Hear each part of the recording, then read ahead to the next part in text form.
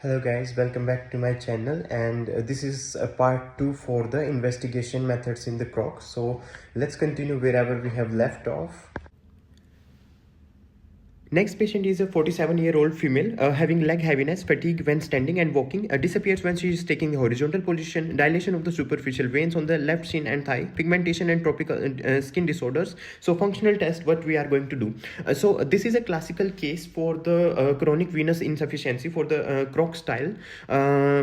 So when the patient is having the pain in the legs, and when she is taking the horizontal position, or let's say when she is lying down on the bed, the pain disappears, or the veins become normal of the legs.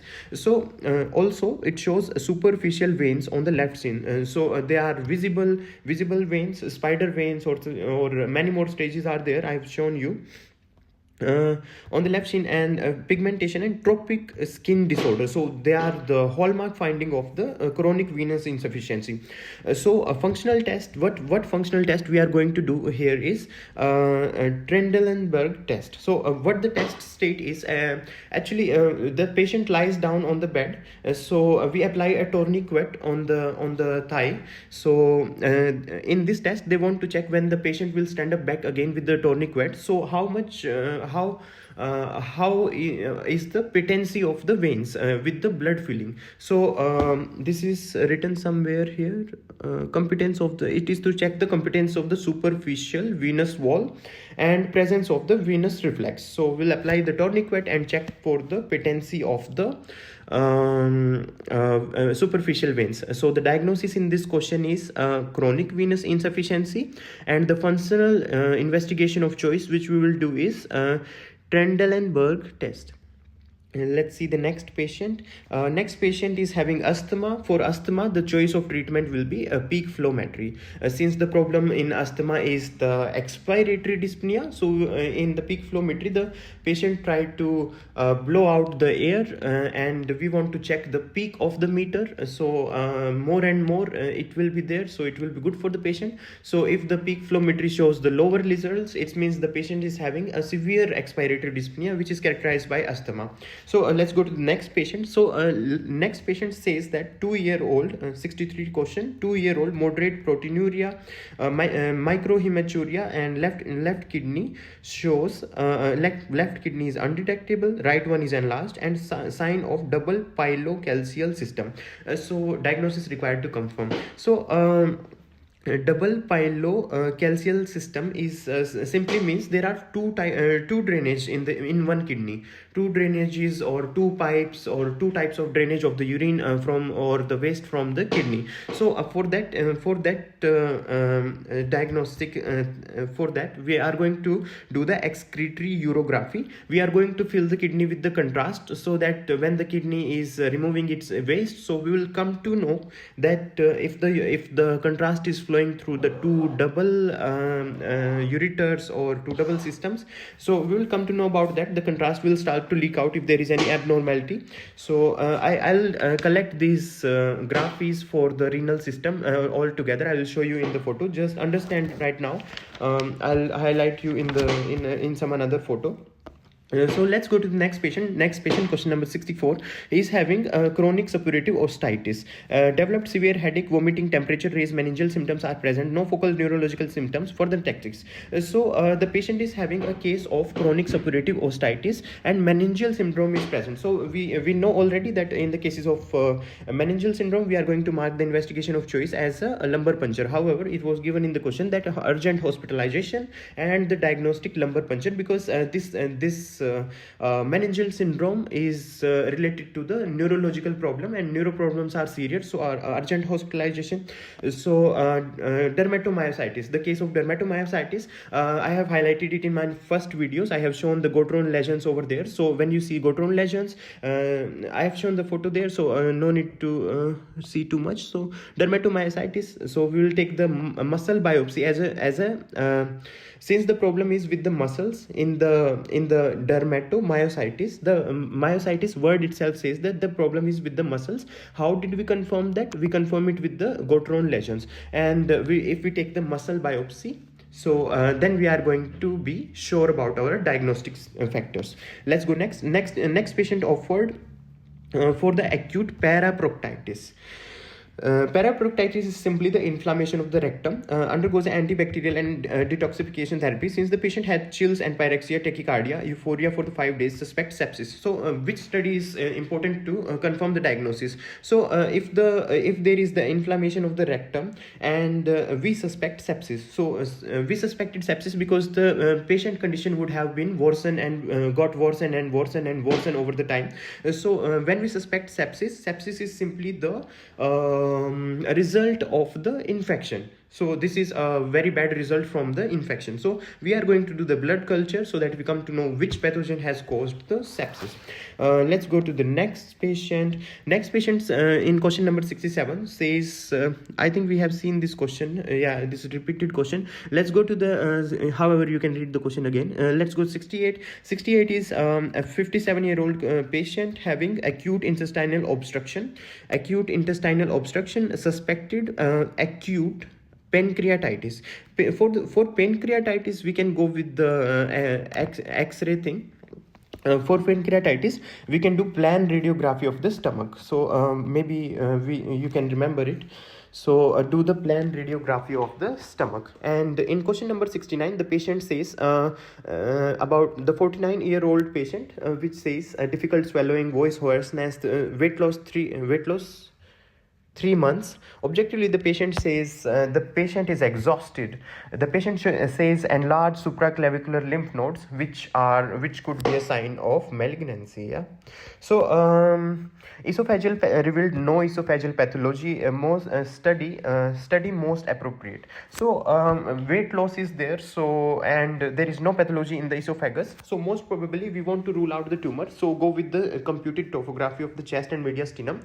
So in that area, it will show if there is any malignancy or there is any tumor type of thing is there. So we'll come to know with that. All right. Let's go to the next patient.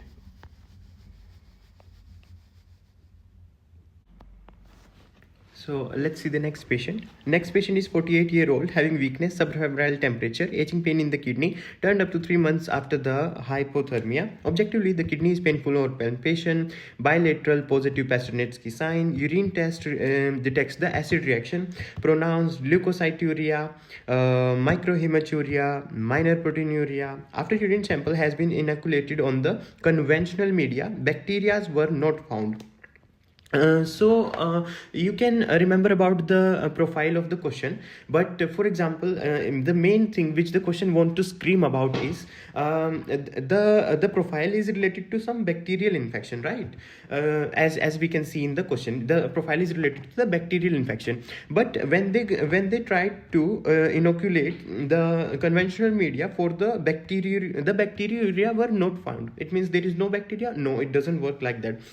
So just so you know, let me tell you about it, that the Mycobacterium tuberculosis or the TB bacteria doesn't grow on the conventional media. That's a bacteria Promax. So we need a Promax conventional media for the TB bacteria.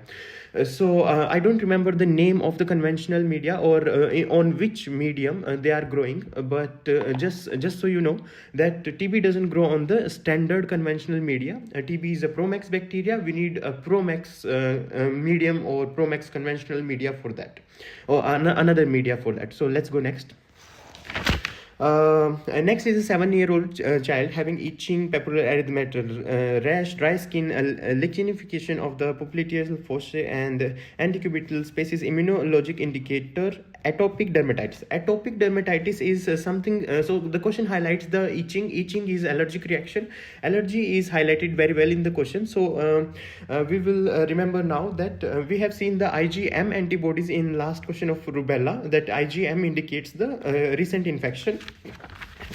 Or let's say when the question asks about rubella, so we want to highlight the IgG against rubella plus IgM, and in cases of allergy we will go with the IgE. So let's go to the next patient. Next patient is 53-year-old having attack of renal colic repeatedly. So repeatedly occur through the ear, in the right elbow. Some nodules can be seen on the covered with the shiny skin. Shiny skin is something related to toffee. If you remember from the gout, I'll try to make some video on the gout. Toffee is the main finding. Shiny skin or toffee is the main finding in the gout as well. Pulse is 88, arterial pressure is high, it is severe, bilateral costovertebral angle tenderness is positive, which is a positive Pasternetsky sign. Let me explain the positive Pasternetsky sign. I'll try to make a video on the urinary tract infections as well. But let's hear it here. That positive Pasternetsky symptom is the costovertebral angle tenderness. So on the back side, where the costovertebral angle is present, on the back side we try to thump the patient or try to hit a little bit on the patient, and the patient reports the pain. So this means the positive Pasternetsky sign. So what lab value will be diagnostic for it? So renal colic plus shiny skin having a toffee over there. You can see the toffee, or remember it from here, that is it is present in the gout as well. So renal colic means the blockage over the ureter, there is some stone. Lab value for the diagnostic, since the stones are made up of uric acids, or they are having a big part in the formation of the kidney stones or renal colic. So what lab value will be diagnostic, or the choice of treatment, choice of diagnostic factor here will be uric acid. Let's go next to next patient is 58-year-old patient having spontaneous bruises, weakness, bleeding gums, dizziness. By these symptoms itself, we can assume already that there is some clotting disorder. That easily bruising of the skin, the clotting disorder, bleeding gums. Even while brushing, the patient will have bleeding gums, even with the very soft brushing device as well. So objectively, the mucous membrane of the patient are pale with the numerous hemorrhages with the various times of origin. Lymph nodes are not enlarged. Pulse is 100, BP is this much. No changes in the internal organ. What lab value for the diagnostic? So we suspect there are low number of platelets in the patient. That's why he is getting bleeding gums very easily, and the bleeding can be prolonged. Bleeding can be prolonged because platelet number could be low. So to confirm the diagnosis, we will check the platelet level in the CBC. Let's go to the next patient. Next patient is having dermatomyositis. You can pause the video and read the question. We have highlighted it before that when the doctor has suspected the dermatomyositis, we want to check the creatine phosphokinase levels, because if they are elevated in the blood, then muscle tissue would have been injured. Next question is next question again says the straight leg test. About in the last line I'm reading that Achilles jerk is reduced on the right. So this time the straight leg test is positive on the right, but this time they are not asking about the nerve compression, or the, let's say, any nerve root compression or any compression. So we don't want to see the soft tissues at this time. So remember, when they are asking about the compression, that time you have to mark the MRI. And when they are asking about the additional test, so additional test, the main test can be done to check the spinal column, like whatever is the problem, since the patient is having lumbar pain. We are going to check the X-ray for this question. Just remember this thing, that when it is asking about the compression of the L5 root, then we go with the MRI option, and when it is asking about the additional test, then we will go with the X-ray of the spinal column. So next question says the 28-year-old female, body temperature, poor appetite, nausea, single vomiting. 4th day the temperature got normal. The condition is improved, but the jaundice developed. Moderately ectatic skin, plus 3 centimeter is the liver. Ortner, Keher. So this is the profile of viral hepatitis A. What happens in the viral hepatitis A? If I will get enough time, I'll make the video on infections, all the infections of KROK2 as well. For now, just remember that in viral hepatitis A, the symptoms start on the first day. The first day the symptoms will be like a flu-like symptom, like astenovegetative syndromes, but on the 4th day the temperature will become normal, and however the fever will reoccur again in the later stages, and the last will be the recovery phase when there will be no more fever. So on the 4th day the temperature become normal. So this is something the question screams about the viral hepatitis A. we want to check the IgM because we want to detect the recent infection is there. We want to detect if the recent infection is there, and we will check the anti-HAV because we suspect and hepatitis A virus. So we will find anti-HAV in the blood. So this is the test, additional test. Let's go to the next patient. Question 77. Next patient says that a newborn, it's a newborn having a congenital diaphragmatic hernia. Congenital diaphragmatic hernia is also known as hiatal hernia.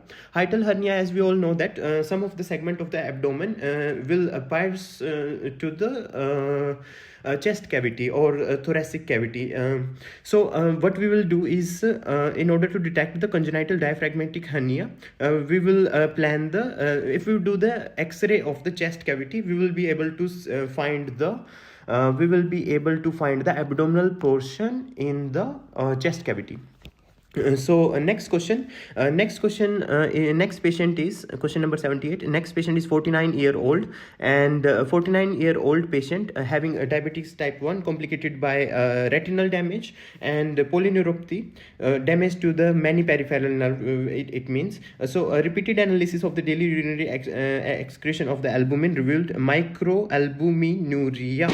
BP is normal, GFR is 105. GFR is normal because GFR more than 90 ml per minute is normal. I have written it here. If you want to see it in a written form, you will remember it well. So GFR is more than 90 ml per minute is normal.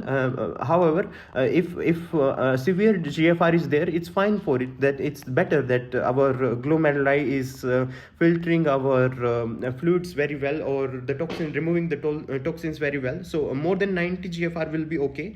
In the last line it says normalization of which indicator should be the priority task in the secondary prevention of diabetic neuropathy. If we want to prevent the diabetic neuropathy, we want to go with the we want to keep the HbA1c levels normal. So HbA1c, a glycosated hemoglobin, the glycosated hemoglobin, HbA1c, is simply the long-term control of the blood sugar. This factor is if we control the HbA1c, which is the long-term control of blood sugar, control. If we will be able to control the long-term or HbA1c, then we can prevent the diabetic neuropathy. So remember about it. Next patient is a 13-year-old boy. Is reporting the abdominal pain, bloating, nausea, liquid fatty stool, raised stool, putrid smell of the stool. This is a profile highlighting something about the pancreas problem. Also the signs are given. We can remember, you can use this sign in a lot of questions for the KROK questions. There is a disargence pancreatic point, tenderness in the disargence pancreatic point, Chow-Fard's triangle, or there is a positive Meyer-Robinson sign, and failure of the exocrine pancreatic function is suspected. These are the signs of problems with the pancreas. The examiner want to ask in this question that what method will be the best to know about the exocrine pancreatic function. If we will see some sort of steatorrhea, catatoria, or fats in the stool, fat wasting through the stool, steatorrhea, catatoria, it means. We want to check about the fecal elastase 1 determination. It will highlight the exocrine pancreatic function. I have written something here. Exocrine pancreatic insufficiency means reduced ability to secrete the digestive enzymes. As you know that the enzymes to digest the fatty acids in the intestine, the enzymes will be secreted by the pancreas. If you will see fat wasting through the stools, it means the pancreas is not working well, or the exocrine portion of the pancreas is affected. Let's go next patient. Next patient says about it's a 10-year-old boy who felt pain in the left eye and strong photophobia after after the eye injury. So there is blepharospasm, which is I have written here, involuntary closure of the eyelids, and ciliary and conjunctival congestion. Cornea is transplant with the other parts of the eyeball has no changes. So visus is of the right eye is healthy, visus 1, which is normal. The left eye is almost healthy, not properly healthy, but it is close to the good health of the eye. Visus is 0.9 is okay, 1 is perfectly normal, 0.9 is just okay, or let's say a little bit low. So what we will do, the additional method first of all is we suspect the corneal aberration in this case. So I have given a photo in my first video. You can see how the corneal aberrations look like physically. There will be some lines we can see in the portion I from we can see with the physical examination itself. So what we are going to do is a staining test with 1% of fluorescein. So fluorescein, we are going to do the staining test with this for the corneal aberrations.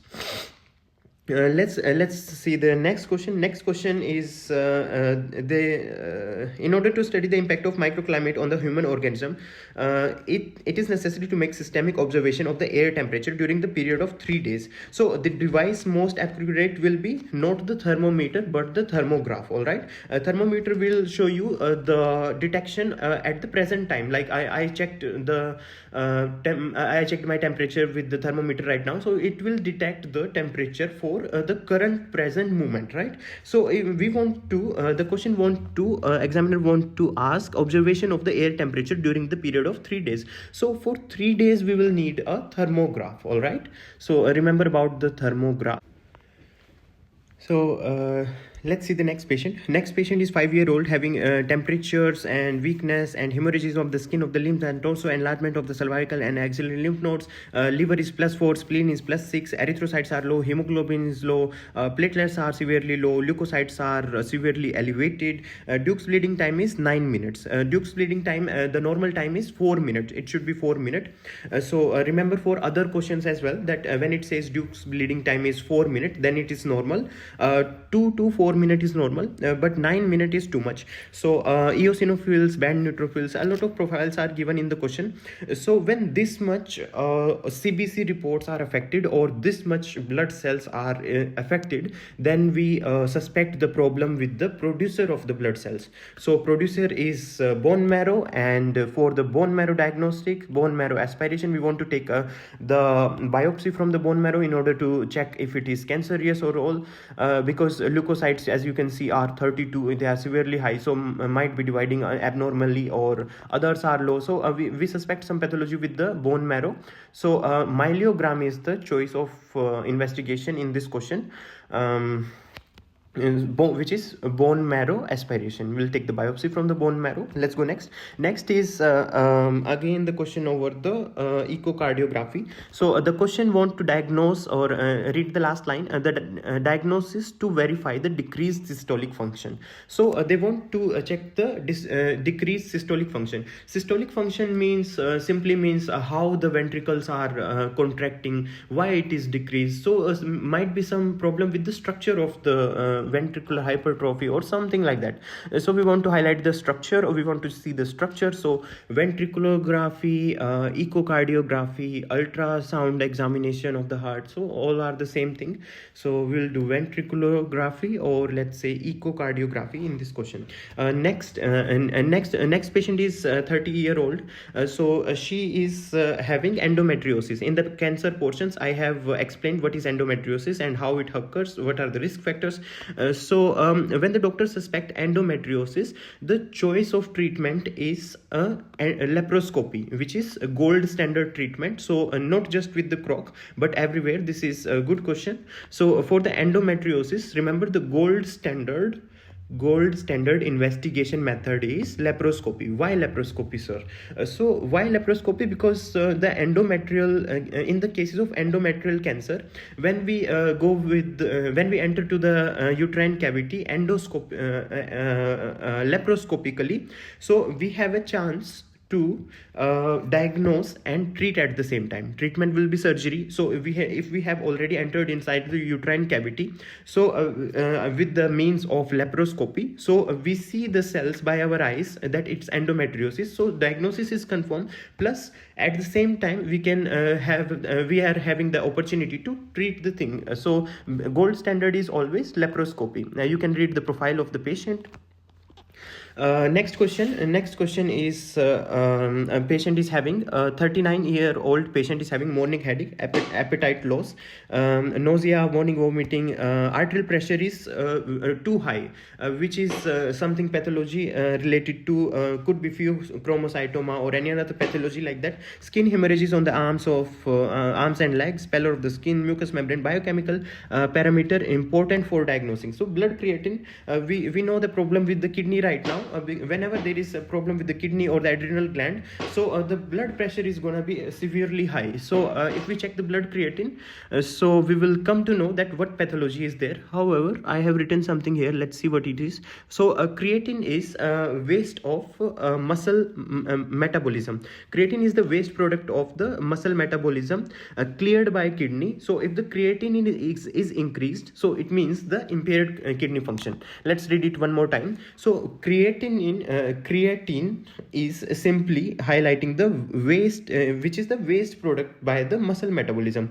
So muscles are having a waste product named creatine. So the function of kidney is to filter it. So it should be cleared by kidneys. So if the creatinine is increased, it means the kidney function has decreased, which is filtration. So we will check the blood creatine. So we will come to know if there is any pathology with the blood creatine. So next question is a bit atypical, a bit incorrect, or I am able to make some sense now. So anyhow, we have to remember this answer only for this question. For question number 87 I'm talking about. So we have to somehow remember this question as this way only. So take it like this way, that the boy is having the viral hepatitis B. So current assumption is for the hepatic cirrhosis. So investigation to clarify the diagnosis. So it could be the liver test, it could be the some sort of other test related to the liver, but the examiner choose the invasive option, which is renal needle biopsy, which doesn't make enough sense, but we can make sense like that in the viral hepatitis B with the hepatic cirrhosis, so a lot of grave condition of the patient are given in the question. So we will take the renal needle biopsy in order to rule out the complication may be some problem with the renal, and some nephro problem could be there. So in order to rule out the complication, or we want to diagnose it early, that if the kidney is still okay, or if it has been already cancerous or pathological already. So remember, this question is incorrect or complicated or atypical, whatever you want to say. If you are able to make enough sense of this question, let me know in the comments. Let's go to the next patient. Next patient is after a case of purulent osteitis media. 1-year-old boy developed pain in the upper third of the left thigh. Temperature is 39, high fever, swelling of the thigh in its upper part of the thigh, smoothed out inguinal fold. Limbs are in semi-flex position. Active and passive movement are impossible due to severe pain. So the pain is the patient was having otitis media case, which was an infection. So recent infection, and now the patient is having a problem with the bones. So what we could suspect is the option will be given, a lot of options will be given, but what could you suspect better way is acute hematogenous osteomyelitis. We suspect that the recent infection got spread to the blood. So now it is causing the hematogenous osteomyelitis. Next question is a 54-year-old patient, question number 89. Says about the weight loss, unchanged appetite, frequent urination, skin itch for 6 months. Some time ago underwent the treatment for the furunculosis. Objectively, malnutrition, dry skin, and with the stretch marks. Lymph nodes can be palpated in the axillary region. Changes in the internal organs are absent. So this is the profile for the diabetes mellitus. So the profile could seems to be a little bit atypical, but we got the signs like frequent urination, skin itching, dry skin are more typical for the diabetes mellitus. And also the patient is having a recurrent skin infection. Although the patient the question didn't highlighted it very well, but since he or she went to the for the treatment of furunculosis before, and objectively this time he is having malnutrition, dry skin, stretch marks, lymph nodes, the profile related to the diabetic mellitus a little bit difficult to understand, but you know that for the diabetic mellitus we will do fasting blood glucose, or we can say that the glucose tolerance test on the empty stomach.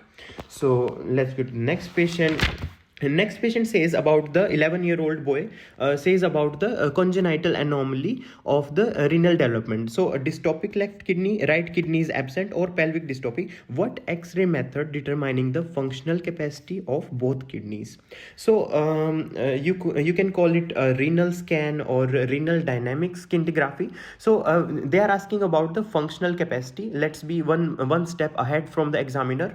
That renal dynamic scintigraphy, we will see structure plus function, both of them. I told you that I'll highlight these investigations for the renal part in some same text. I'll show you in the end of the video. So just for now, remember the functional capacity if the examiner is asking. So renal dynamic scintigraphy, so which will in which we will be able to see structure as well as the functions of the kidney. Function of the kidney is filtration. So let's go next. Next patient is in 91st question. Next patient is a 32-year-old woman showing infertility from 7 years. Her menstrual cycle occurs in 2 phases. So hysterosalpingography, the examination shows the obstruction of the uterine tubes in the ampullary region and an adhesive process in the small pelvic observed. Treatment advisable. So we can easily do the laparoscopy. So if we see that the obstruction of the uterine tube is there, so we can remove the obstruction, or if the condition is since the patient is having infertility from the 7 years, so by the means of laparoscopy we can enter inside the uterine cavity and check if the severity is too much. Then we can remove the fallopian tubes, and we can act according to the condition as well. So first, there is an obstruction of the uterine tubes in the ampullar area, so we want to remove the obstruction. But in case since the infertility is from 7 years, so the problem could be chronic and destructive, and maybe any severe pathology is there, so we are going to act according to the condition. We may remove the fallopian tubes as well along with the obstruction. So we'll have to act according to condition. Let's go to the next patient. Next patient in question number 92 says a 37-year-old woman.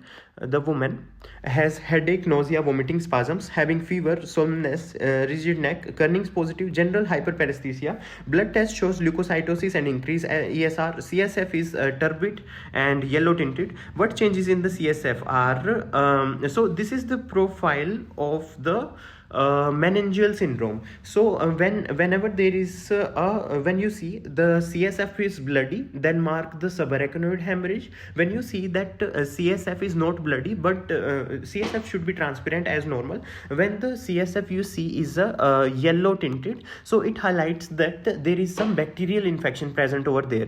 So when this much sign for the meningitis are given here, like headache, nausea, vomiting, spasm, and rigid neck, Kerning sign is positive, neurological sign H is Kerning. So if this much signs are positive, so we already suspect the meningitis. So meningitis is a bacterial infection. So what we are changes we are suspecting in the CSF. So see, in the CSF, since it's a bacterial infection, so neutrophils will be elevated, right? So I have made a short trick here if you forget about the concept. So meningio syndrome, meningio neutrophilic, so you can remember somehow. However, the concept makes sense. Here something is written, bacterial meningitis due to neutrophils and high protein. So yeah, let's go next. Next is the case of systemic lupus erythematosus due to so in you remember that the antibodies will be against the DNA or double-stranded DNA. What yeah, this question has explained already a lot of times, and I even have a separate video over SLE. So next patient is having hemophilia A. So you can read the profile of hemophilia A. It will be this like this in the exam. But remember about the treatment. Treatment of hemophilia A is cryoprecipitate. Since the cryoprecipitate is in the hemophilia A, the problem is with the factor 8.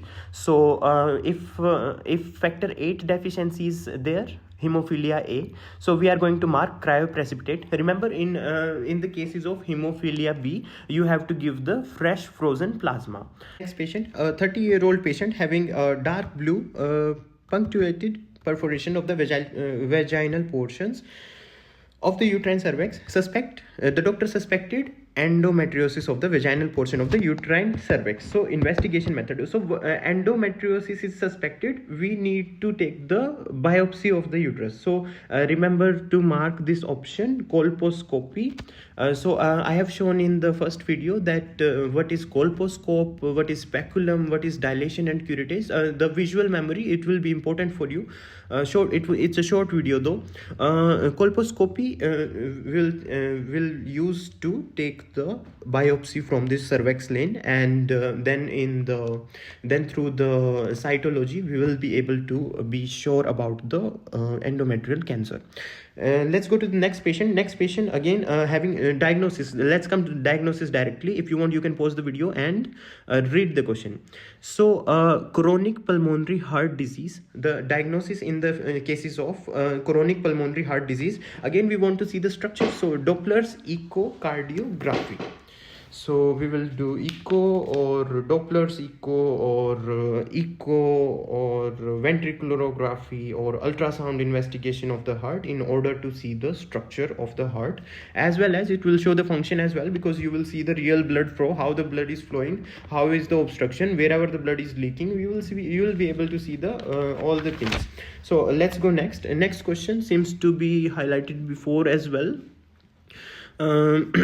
So 18-year-old young man, pain in the knee and elbow joint, temperature, he have temperature, having this is the profile of rheumatic fever. So you know that in the cases of rheumatic fever, what we will see that the patient will have a history of tonsillitis, as a sore throat is given here, or they can say the upper respiratory tract infection or respiratory infection before. The patient will be having pain in the knee and joints, the pain in the joints simply, and what else? Murmur. Where is murmur? Here is murmur. So because it start to destroy the heart now, heart walls now. So what we want to find in the blood, the antibodies against the streptococcus A. So antibodies once found in the bloodstream, ASO or antistreptolysin O, will confirm the diagnosis of the acute rheumatic fever. So let's go next. Next is the patient, a 5-year-old patient having a viral hepatitis. So they are asking about the diagnostic factor of the viral hepatitis A. So hepatitis is the problem with the liver, so we'll check the liver function test. So the ALT activity in the blood, ALT if elevated, or you remember I have told you in some questions they don't give ALT, they give SGOT in some previous questions. So remember both of them, SGOT, serum glutaminase, transaminase, alanine, something like that it was. Let me tell you again. So SGOT, the full form of SGOT is serum glutamic oxaloacetic transaminase, or you can see alanine transferase. So let's go to the next patient. Next patient is question number 99. Next patient, what the patient is trying to say is a 9-year-old patient having fever, headache, inertness, weakness, loss of appetite, stomach ache, frequent urination. Diagnostic is acute pyelonephritis. So since we know that acute pyelonephritis is a bacterial infection, or so the investigation to confirm the urinary tract infection will be bacteriological inoculation of urine, since we want to detect the bacteria in the urine. So let's go to the next patient. Question number 100. Next patient says that after overexposure to the cold, 45-year-old patient developed acute pain in the suprapubic as well as lumbar areas during urination. It is sharp type of pain and at the end of urination. So false urges to urinate. Urine is turbid and with the blood streaks. So the doctor suspect the UTI infection.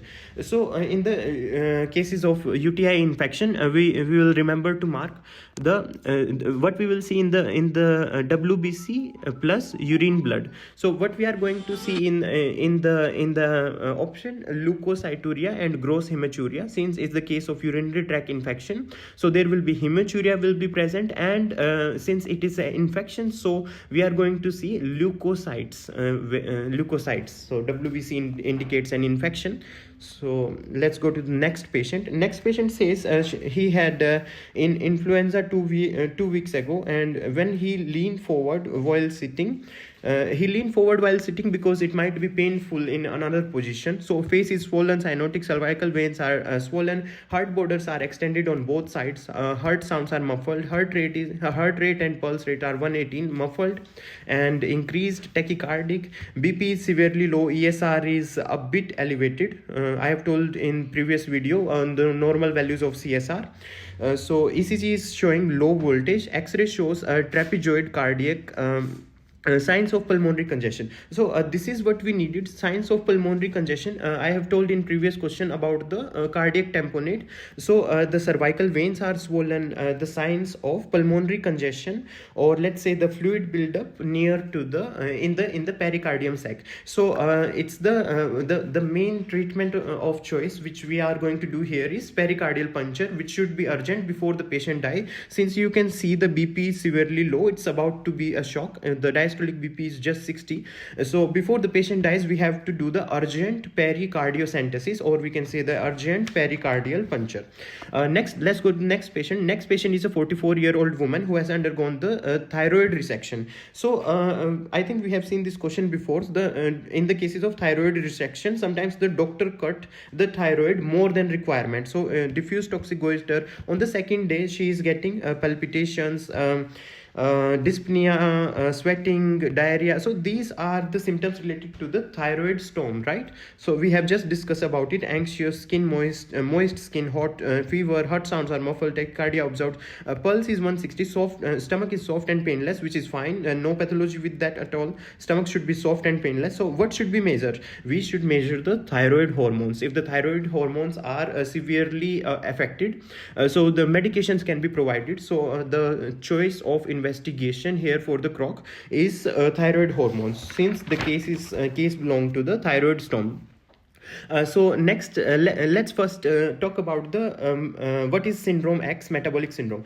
So syndrome X have a tetrad, which is obesity, hypertension, elevated blood glucose levels, and abnormal lipid levels.